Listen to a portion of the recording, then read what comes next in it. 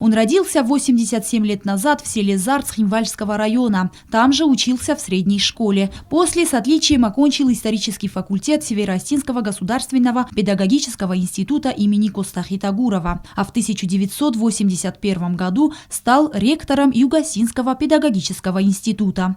Именно с именем Чибирова связано преобразование института в государственный университет. Однако события 90-х годов внесли свои коррективы в научную деятельность Людвига Чибирова. Он не мог оставаться в стороне от тех процессов, которые происходили в нашей республике, и стал активным участником национально-освободительного движения. В октябре 1993 года он возглавил Верховный Совет Республики Южная Осетия. Депутат Казбек Келексаев и от имени группы депутатов предложил мою кандидатуру. Альтернативы не было.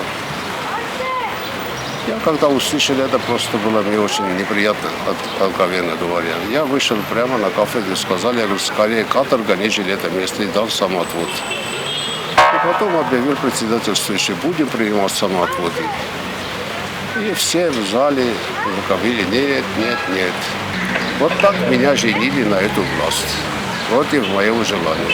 Это были тяжелые годы для нашего народа, период, когда перед нацией стояла задача выжить. Постоянные притязания грузинских националистов на землю и свободу южных осетин продолжались. Именно при непосредственном участии Людвига Чибирова 16 мая 1996 года в Москве с Грузией был подписан меморандум о мерах по обеспечению безопасности. Еще одно историческое событие связано с именем Чибирова – переход с парламентской формы правления на президентскую. 10 ноября 1996 года Людвиг Чибиров был избран первым президентом Южной Осетии. Под его руководством была проделана большая работа по созданию необходимых для государства структур и институтов. Он возглавлял республику вплоть до 2001 года. И когда меня сегодня спрашивают, назови самый приятный день в твоей жизни, то именно вот это признание независимости республики. Это что-то сногсшибательное. Мы сегодня пока по-настоящему не оценили значимость этого события. Мы получили после 3 геноцидов получить независимость и взять, и чтобы тебя взяла в покровительство такая великая страна, это было счастье для нашего народа.